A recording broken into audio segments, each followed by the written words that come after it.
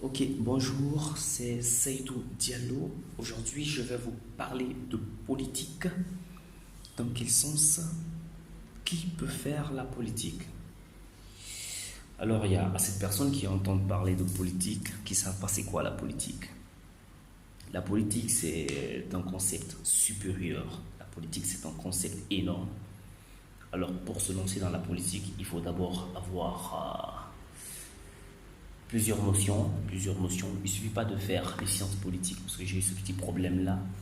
Il y a certains qui ont commencé à me demander si il fallait d'abord faire les sciences politiques avant de se lancer dans la politique, ou s'il fallait faire une étude quelconque avant de se lancer dans la politique.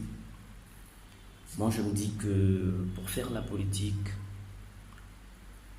la plus grande formation qu'il faut faire, la plus grande formation qu'il faut suivre pour se lancer dans la politique, c'est des formations en développement personnel. Parce que d'abord, pour faire la politique, il faut d'abord avoir la confiance en soi. Et la confiance en soi fait naître quoi? L'audace.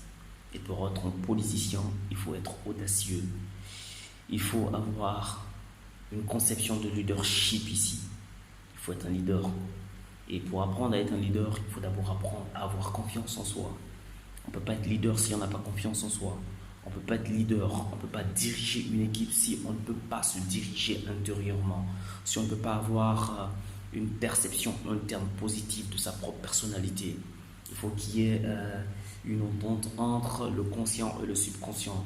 Il faut que l'homme arrive à gérer ses pulsions, sa mentalité, son cœur, c'est-à-dire son QI et son QE, son conscient intellectuel et son quotient émotionnel.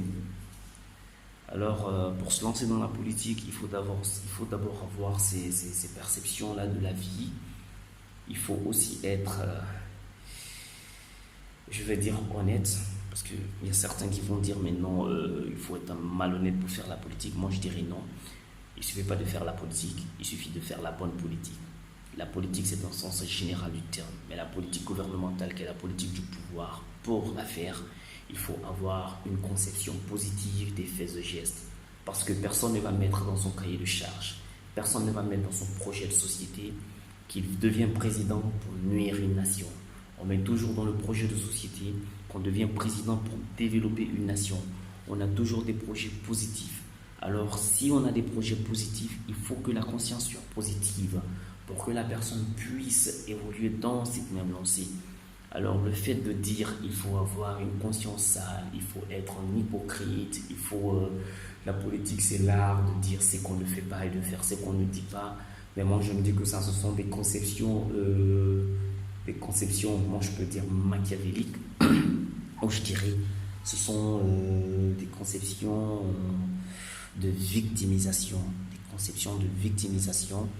et des conceptions dégradées de la politique.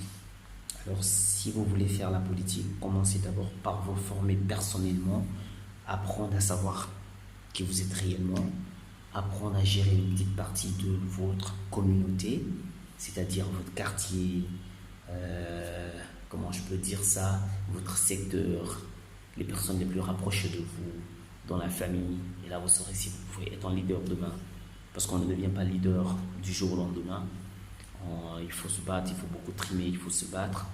Et moi j'encourage tous les jeunes, parce que quand on parle d'avenir, l'avenir c'est maintenant. Les gens qui disent que l'avenir appartient à la jeunesse, on se dit qu'aujourd'hui déjà la jeunesse a déjà son plein temps, et l'avenir c'est maintenant, parce que du moment où on attend que l'avenir arrive, demain on ne sera plus jeune et on sort dans le cadre de la jeunesse.